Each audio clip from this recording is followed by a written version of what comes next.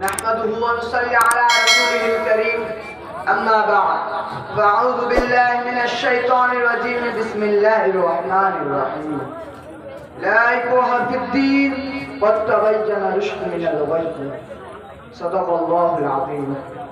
محترم حضرات سامعین اکرام، اسلام کی فطرت نے قدرت نے لچک دی ہے، اسلام کی فطرت نے قدرت نے لچک دی ہے، اتنا ہی ابھرے گا جتنا اس کو دبائے گا. آج اسلام میں دشمن طاقتوں کے طرف سے اعتراض بڑے زور و شور کے ساتھ اٹھایا جا رہا ہے کہ اسلام اپنی بلند تعلیمات نہیں بلکہ اپنے طاقت کے بلبوتے پر دنیا میں پھیلا ہے. یہ حیرت انگیز اشاعت اور دنیا کے کونے کونے میں اتنی سرعت کے ساتھ پھیل جانے کا راز یہ ہے کہ مسلمانوں نے تلوار کا استعمال کیا، زور و زبردستی سے اپنا کلمہ پڑھوایا. یہ اعتراض جتنے شدت کے ساتھ اٹھایا جا رہا ہے، حقیقت تو یہ ہے کہ یہ اتنا ہی بے وقت اور کمزور ہے کہ کوئی معمولی سی سمجھ رکھنے والا انسان بھی اگر اسلامی تاریخ کا مطالعہ کرے تو اس کے غلط ٹھہرانے میں کوئی تعمیل نہیں ہوگا. آج اسلامی تاریخ کا ہر قاری فیصلہ کرنے پر مجبور ہوگا کہ مسلمانوں پر کلمہ اسلام تلوار کے زور سے پھیلانے کا الزام غلط اور بے بنیاد ہے. اسلام کی اشاعت میں لوہے کا تلوار نہیں بلکہ اس کے بلند تعلیمات کے فیض و برکت ہے جنہوں نے ساری دنیا کو مجبور کر دیا کہ اسلام کی دامن میں پناہ ہے.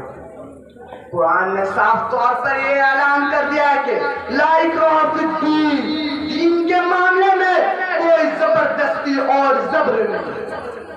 قرآن نے یہ بھی واضح طور پر کیا کیا کہ جس کا جی چاہے وہ ایمان کی دولت سے مالا مال ہو اور جس کا جی چاہے وہ کفر شرک کی تاریکیوں میں بھٹکتا پھرے. اسلام کسی کے اوپر زبردستی سے اپنا کلمہ پڑھانے کے حق میں نہیں ہے. آئیے اشاعت اسلام کی ابتدائی تاریخیوں کا مطالعہ کریں تاکہ یہ بات کھل کر سامنے آ سکے کہ دنیا میں اسلام کیسے پھیلا. اسلام کے اشاعت میں کہ اس کے تلوار کا نتیجہ تھی یا اس کے بلند اخلاق کے فیض و برکت ہے. دنیا کفر شرک کی تاریکیوں میں بھٹک رہی تھی، لوگ خدا کو بھول چکے تھے، خدا کے ہدایت سے ناواقف اور خدا کے راہ سے ہٹ چکے تھے. ظلم و زبردستی ہر طرف عام تھی، ظلم اور گناہ کو گناہ سمجھنے کا احساس پر ختم ہو چکا تھا. ایسا خوفناک ماحول تھا اور ایسے ماحول میں اللہ کے رسول صلی اللہ علیہ وسلم کو مبعوث کیے گئے. اللہ کے رسول صلی اللہ علیہ وسلم حق کی طرف پکارنے والے اکیلے تھے، خدا کی راہ کی طرف بلانے والے تنہا تھے. اس وقت آپ کا کوئی ساتھی نہیں تھا، گھر والے نہیں تھے، دوست احباب نہیں تھا، عزیز و اقارب بھی نہیں تھا. ایک طرف اللہ کے رسول اور دوسری طرف ساری دنیا. اللہ کے رسول کے پاس کوئی دنیاوی طاقت نہیں تھی، کوئی فوج نہیں تھا، کوئی لشکر نہیں تھا، روپیہ پیسہ مال و دولت نہیں تھا. جب اللہ کے رسول نے لوگوں کو خدا کی طرف بلایا، دین کی دعوت دی تو ساری دنیا آپ کی دشمن بن گئی.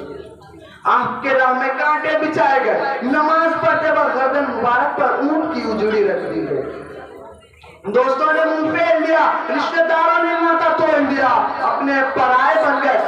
گھر والے غیرت برسنے لگے، آپ گھر والے غیرت برسنے لگے. دین اسلام کو ختم کرنے کی کوششیں کی گئی، اسلام کو مٹانے کی کوششیں کی گئی، اور جس نے اس پکار پر لبیک کہا اسے مکہ کی گلیوں میں گھسیٹا گیا، اسے مارا گیا، اسے سخت گرمی میں عرق کی جلتی ہوئی ریت پر لٹا کر سینے پر پتھر کی بھاری چٹان رکھی گئی. پھر بھی جب اللہ کے رسول صلی اللہ علیہ وسلم کو اس کام سے باز نہ رکھ سکے، رسول اللہ کے ساتھیوں کو شرک کرنے پر مجبور نہ کر سکے تو انہیں گھر سے بے گھر کر دیا، انہیں مدینہ جانے پر مجبور کر دیا. پھر بھی اللہ کے رسول صلی اللہ علیہ وسلم نے ساری تکلیفیں برداشت کرتے رہے، چپ چاپ سہتے رہے اور لوگوں کو بار بار کی دعوت دی. مکہ فتح ہو چکا تھا، صحن مکہ میں مکہ کے سبھی لوگ جمع تھے، وہ سبھی جنہوں نے آپ صلی اللہ علیہ وسلم اور آپ صلی اللہ علیہ وسلم وسلم کے ساتھیوں کو طرح طرح کی تکلیفیں پہنچائی تھی. ان میں وہ ابو سفیان بھی تھا جس نے جنگ بدر کے بعد سے مدینہ منورہ پر بار بار حملہ کرتا رہا. دین اسلام کو مٹانے کا ایک نابود منصوبہ بنایا تھا. وہ ہندا بھی تھی جس نے آپ کے پیارے چچا حضرت حمزہ رضی اللہ عنہ کے ناک کان کو کاٹ کر گلے کا ہار بنایا تھا. وہ حشی بھی آپ کے قابو میں تھا جس نے آپ کے پیارے چچا کے خون سے ہاتھ رنگے تھے. سارے دشمن آپ کے سامنے بے بس اور مجرموں کی طرح کھڑے تھے. اگر آپ چاہتے تو ایک ایک ظلم کا بدلہ لے سکتے تھے, ہر ایک ظلم کا بدلہ گن کر لے سکتے تھے, مگر یہ آپ کی رحمت تھی, یہ آپ کے بے انتہا عفو و کرم تھا کہ آپ نے اعلان فرمایا لا تشریب علیکم اليوم وانتم الطلقاء. جاؤ آج تم پر کوئی شرط نہ کرے, تم سب آزاد ہو. یہ معافی کا اعلان اتنا عام ہوتا ہے کہ فرمایا جا رہا تھا جو مکہ میں رہے وہ بھی امن, جو ابو سفیان کے گھر میں پناہ لے وہ بھی معمول میں ہے, اور جو اپنا گھر کا دروازہ بند کر لے وہ بھی امن میں ہے. اس رحمت کو دیکھ کر اس عفو و کرم سے متاثر ہو کر عرب کے باشندے اسلام کے دامن میں پناہ لینے کے لیے بےتاب ہو گئے. ابو سفیان نے اسلام قبول کر لیا, معاشی دائرہ بھی اسلام میں داخل ہو گیا, اور زندہ کے زبان سے بے اختیار الفاظ کیا اٹھا کہ اللہ کے رسول آج سے پہلے آپ کے خیمے سے زیادہ کوئی خیمہ میرے پاس قابل نفرت نہ تھا, اور آج آپ کے خیمے سے زیادہ کوئی خیمہ میرے پاس پیارا نہیں. ان حقائق کے باوجود اگر کوئی شخص کہہ جاتا کہ اسلام تلوار کے زور سے پھیلایا, مسلمانوں نے زور و زبردستی سے اپنا کلمہ پڑھوایا, تو ایسے شخص کے بارے میں یہ کی رائے قائم کی جائے گی کہ اسے اس کے دماغ میں خلل ہے, اس کا ایک ہی علاج ہے کہ اسے کسی پاگل خانے میں بھیج دیا.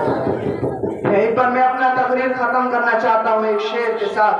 یہ طائر نہ ہوتی کہ اس رزق سے موت اچھی ہے, یہ طائر نہ ہوتی کہ اس رزق سے موت اچھی ہے, جس رزق میں ہو پرواز میں کوتاہی, تیرے علم اور محبت میں نہیں ہے انتہا کوئی, تیرے علم اور محبت میں نہیں ہے انتہا کوئی, نہیں ہے تجھ سے بڑھ کر سادے فطرت میں نوا کوئی. وآخر دعوانا الحمدللہ رب العالمین.